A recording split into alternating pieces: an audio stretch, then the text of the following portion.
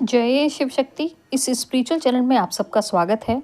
हम जिस बुक को यहाँ ऑडियो वीडियो फॉर्म में सुन रहे हैं उसका नाम है जीवात्मा जगत के नियम, the laws of spirit world.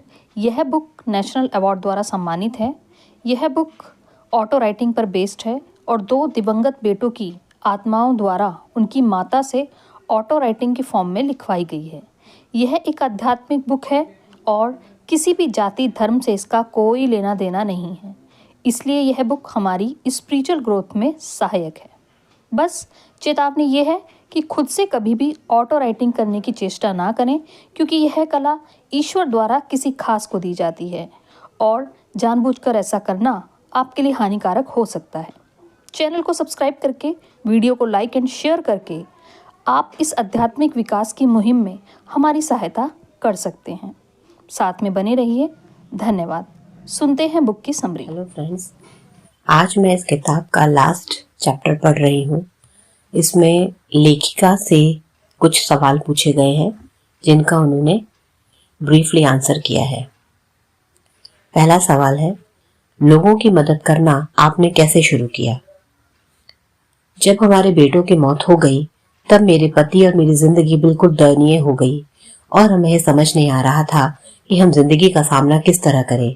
तब हमारे बेटों ने हमसे संपर्क स्थापित करके और हमें आशा और साहस के संदेश देकर हमारी मदद की। बाद में जब मेरी स्वचालित लेखन की शक्ति अच्छे से विकसित हो गई तब उन्होंने हमसे कहा, हमारा लक्ष्य आप दोनों के जरिए जीवात्मा जगत से पृथ्वी पर लोगों की मदद करना है। प्रश्न, आपके बेटों के संदेश मिलने पर आपकी पहली प्रतिक्रिया क्या थी? क्या आत्मा संबंधी चीजों में आपका विश्वास था? हम बहुत उत्तेजित हुए और हाँ, हमने आत्मा संबंधी चीजों में हमेशा विश्वास किया है। उनकी मृत्यु के पहले विस्पी और मैं मृत्यु के बाद की जिंदगी और पुनर्जन्म के बारे में बातें किया करते थे। जब मैं 7 साल की थी तब से मुझे इस विषय के ज्ञान की उत्सुकता थी। मेरे साथ एक वाकया हुआ था जिसकी याद आज भी मेरे साथ है। रूमी, बच्चे और मैं शहर के बाहर कुछ रिश्तेदारों के साथ एक यात्रा पर जा रहे थे। मैं हमेशा अपने साथ सफर के दौरान कुछ मिठाइयां लेकर चला करती थी, लेकिन इस बार मैं भूल गई थी, तो मैंने रूमी को कार रोक कर कुछ मिठाइयां लाने को कहा। मैं कार में अकेले बैठकर उनके वापस आने का इंतजार कर रही थी। तभी मैंने एक रोते हुए बैल को देखा। मैंने उसके चेहरे पर आंसू बहते देखे और मैं सोच में पड़ गई कि ऐसा क्यों हो रहा है। क्या उसे कोई कष्ट है? उस बैल ने मेरी तरफ मुंह घुमाकर अपना जबड़ा मेरी खिड़की के पास रखा जहां मैंने अपना हाथ रखा हुआ था। बैल ने मेरी तरफ ऐसे देखा जैसे मुझसे कहने की कोशिश कर रहा हो, आपको पता है कि मैं क्यों रो रहा हूँ? मुझे बहुत कष्ट हो रहा है। ठीक उसी समय रूमी, बच्चे और मेरे संबंधी वापस आए और मुझे बैल के साथ बातें करते देख हैरान रह गए। विस्पी ने हमारे संपर्क के दौरान बताया था कि बुरी आत्माएं यदि जल्दी उन्नति चाहती हैं तो उनका धरती पर पुनर्जन्म भार ढोने वाले जानवर के रूप में होता है। मुझे उस घटना से इतना पता लग गया कि भार उठाने वाले जानवर बहुत ज्यादा कष्ट झेलते हैं। हालांकि मैंने यह बहुत बाद में जाकर समझा। प्रश्न, आपको लड़कों की मौत के 1 महीने बाद कैसा लगा और विस्पी ने आपके दुख और उदासी को कैसे कम किया? आपको यह कैसे विश्वास हुआ कि आप उनसे संपर्क स्थापित कर रही हैं? हमसे संपर्क के दौरान विस्पी ने वो सारी बातें बताई जो सिर्फ उसे ही पता थीं। उन्होंने मुझे अनजाने लोगों के नाम भी दिए और उनसे मिलकर कुछ संदेश देने के लिए भी कहा। हमने उन बिल्कुल अनजान लोगों का पता लगाया और उन्हें वो संदेश भी दिया जैसा कि हमें कहा गया था।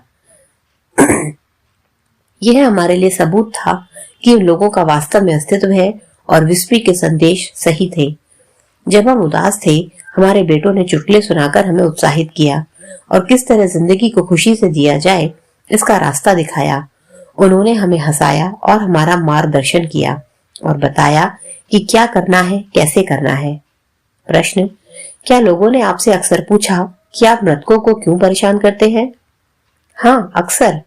मैंने भी विस्पी से कई बार पूछा कि हम उनसे संपर्क स्थापित करके उनकी उन्नति में कोई बाधा तो नहीं डाल रहे और क्या हम उन्हें किसी तरह का कोई नुकसान पहुंचा रहे हैं या फिर उनकी उन्नति तो नहीं रोक रहे। अगर हम ऐसा कर रहे हैं तो भले ही हमें उनसे प्यार है, लेकिन हम संपर्क स्थापित करना बंद कर देंगे। विस्पी ने कहा, इसके विपरीत हम सभी कहीं ज्यादा तेजी से उन्नति कर सकते हैं, क्योंकि हम संपर्क के दौरान आपका मार्गदर्शन कुछ क्षणों में ही कर सकते हैं। चूंकि हमें आपकी मदद किसी भी तरह करनी ही है, आप सुनने के लिए कुछ दिन या कुछ महीने तक का समय ले सकते हैं और फिर भी जो सही है वह नहीं कर पाते, लेकिन हमारे दो तरफा संपर्क से यह बहुत अच्छे से हो सकता है। उसने हमें यकीन दिलाया कि उनकी उन्नति किसी भी तरह बाधित नहीं होगी। मैंने उस पर विश्वास किया और संपर्क करना जारी रखा। उसने यह भी कहा कि धरती पर जीवात्मा जगत की तुलना में आध्यात्मिक रूप से उन्नति करना कहीं अधिक आसान है और यह शीघ्रता से किया जा सकता है। यह इस पर निर्भर करता है कि हम अपनी जिंदगी किस तरह से जीते हैं। प्रश्न, आपको दूसरों के लिए संदेश लेना कैसा लगता है? क्या यह एक बड़ी जिम्मेदारी नहीं है? बिल्कुल, यह बड़ी जिम्मेदारी ही है। इसी वजह से लोगों की मदद करने के लिए ज्यादा आध्यात्मिक ज्ञान जरूरी है। शुरुआत में मैं किसी को गलत संदेश देने से बहुत डरती थी। कुछ लोगों ने मेरे दिए संदेश पर भरोसा नहीं किया और मेरी एक न सुनी। बाद में संदेश न सुनने का उनको अफसोस हुआ और यह एक सबूत था जो मुझे उस समय चाहिए था, जब मेरे लिए संदेश के सही होने का प्रमाण जरूरी था। शुरुआत में विस्पी मेरी कलम चलाता था, लेकिन जैसे जैसे कि मैं आगे बढ़ने लगी, संदेशों को दूर संवेदन द्वारा लेने लगी। अब मैं उनको अपने मन में सुन सकती हूँ। प्रश्न, एक व्यक्ति सही है या गलत, इसका अनुमान लगाने वाले हम कौन होते हैं? अनुमान लगाना यह शब्द सही नहीं होगा। मैं किसी के बारे में अनुमान नहीं लगा रही, लेकिन विस्पी और ऋतु के सहयोग से मैं यह सहजता से बता सकती हूँ कि किसी व्यक्ति का स्पंदन अच्छा है या बुरा, या फिर वह निम्न स्तरीय है या नहीं। जैसे जैसे आप आध्यात्मिक रूप से ऊपर उठते हैं और अधिक ज्ञान प्राप्त करते हैं, आपका अवचेतन मन आपका अधिक से अधिक मार्गदर्शन करता है और आप अपने सहज बोध पर ज्यादा भरोसा करने लगते हैं। आपको नकारात्मक शक्ति वाले लोगों के साथ बेचैनी होती है और आप उनसे दूर जाना चाहते हैं। अच्छे लोगों के साथ इसकी उल्टी स्थिति होती है, जो अपनी प्रगति के लिए बहुत कठिन प्रयास करते रहते हैं। आप सहजता से उनकी तरफ आकर्षित होते हैं। प्रश्न, क्यों कुछ लोग जीवात्मा जगत में विश्वास नहीं करते और सोचते हैं कि जो लोग विश्वास करते हैं वे पागल हैं? बहुत सारे कारण हैं जिनसे लोगों को विश्वास नहीं होता। कुछ लोग उन चीजों से भयभीत होते हैं जिन्हें वे देख या समझ नहीं सकते। कुछ लोगों का जबरन बचपन से ही मन बदल दिया जाता है। कुछ लोग बस यह दर्शाते हैं कि उन्हें ईश्वर के अस्तित्व में विश्वास नहीं है। कुछ लोग इसलिए भी इसमें विश्वास करने से कतराते हैं क्योंकि उन्हें डर लगता है कि उनके परिवारजन और मित्र उन पर हंसेंगे। कुछ लोग इसलिए विश्वास नहीं करते क्योंकि वे खुद दोषी होते हैं। कुछ के लिए गलत रास्ते पर टिके रहना आसान है क्योंकि वे कमजोर होते हैं। मेरे पास आने वाले ज्यादातर लोग 20 से 35 साल की उम्र वाले युवा होते हैं। वृद्ध लोग बहुत कम होते हैं। वृद्ध लोग अपनी सोच पर अड़िग रहते हैं और मृत्यु के बाद की जिंदगी को नहीं मानते और आमतौर पर जीवात्मा जगत से डरते हैं। जो लोग दोषी होते हैं वे नहीं आते क्योंकि वे अपनी गलतियों को स्वीकारने से डरते हैं, क्योंकि उन्हें पता होता है कि उन्होंने क्या किया है। वे आमतौर पर गलत करना जारी रखते हैं और नहीं चाहते कि दूसरों को इस बात का पता चले, इसलिए वे इस ज्ञान से बचना चाहते हैं। प्रश्न, विस्पी, ऋतु और पॉप्सी के क्या शौक थे? हमारे परिवार को हमेशा से संगीत और ड्राइविंग का शौक रहा है। पुरुषों को खेल में रुचि थी। विस्पी और मुझे पढ़ने में रुचि थी। उसे संगीत से लगाव था, खास तौर पर जिम रीव्स एवं नेट किंग कोल के संगीत से। विस्पी को कार और पानी के जहाजों के मॉडल बनाना पसंद था और उसने अपने स्पीकर्स भी बनाए थे। संगीत के कुछ रिकॉर्डिंग जो उसने किए थे वे अनोखे थे। उनमें से कुछ मेरे पास अभी तक है। हम सबको जानवरों से बेहद प्यार था, खास तौर पर कुत्तों से, और हमारे पास बहुत सारे कुत्ते थे। कोलीस, पोमेरियन, अल्सेशियन और एक लहासा एप्सो, जिन्हें विप्सी ने बहुत अच्छी शिक्षा दी थी। प्रश्न, क्यों ऋतु से ज्यादा विस्पी को सुना जाता है और उसके बारे में ज्यादा बातें होती हैं? हम विस्पी के बारे में ज्यादा सुनते हैं क्योंकि ऋतु से अधिक वही पृथ्वी की आत्माओं को संदेश देकर उनकी मदद करता है। दूसरी तरफ ऋतु का काम प्राय उन आत्माओं को मार्गदर्शन करना होता है जो अभी अभी जीवात्मा जगत में आई है। वह पृथ्वी की आत्माओं के साथ संपर्क स्थापित करके विस्पी की मदद भी करता है।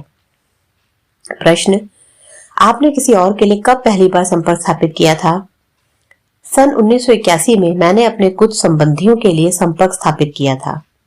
प्रश्न, मुख्य रूप से किसके लिए लोग आपके पास आते हैं? करीब 50% लोग मेरे पास आध्यात्मिक मार्गदर्शन और संदेश द्वारा आश्वस्त होने के लिए आते हैं। बाकी के 50% परिवार की अशांति, माता पिता और बच्चों की गंभीर समस्याओं, शादीशुदा जिंदगी की समस्याओं से जूझने वाले लोग होते हैं। इनमें सबसे बुरी समस्या होती है जब नकारात्मकता को दूसरों पर लादने वाले लोग होते हैं। जीवन के हर क्षेत्र से लोग मार्गदर्शन के लिए मेरे पास आते हैं और मैं इन सबकी मदद करने की कोशिश करती हूँ, अगर वे स्वीकार करने, सीखने और सुधरने के इच्छुक हैं तो। प्रश्न: अगर पाठकों को आप कोई संदेश देना चाहें तो वह संदेश क्या होगा?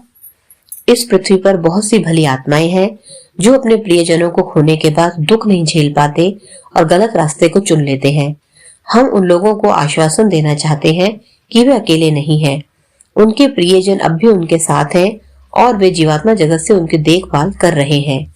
हमेशा याद रहे जो विस्पी ने सालों पहले मुझसे कहा था, सच्चा और वास्तविक प्यार कभी नहीं मरता, धरती पर आपकी मृत्यु के बाद भी नहीं। प्रेम मृत्यु से बढ़कर है, प्रेम शाश्वत है। मृत्यु बस एक रूपांतरण है, एक दुनिया से दूसरी दुनिया में, एक शरीर से दूसरे शरीर में। मृत्यु कोई बड़ी चीज नहीं होती, लेकिन प्रेम अद्भुत होता है। और इसी के साथ यह किताब यहीं खत्म होती है। हमारा साथ देने के लिए आप श्रोताओं का अनंतम शुक्राना।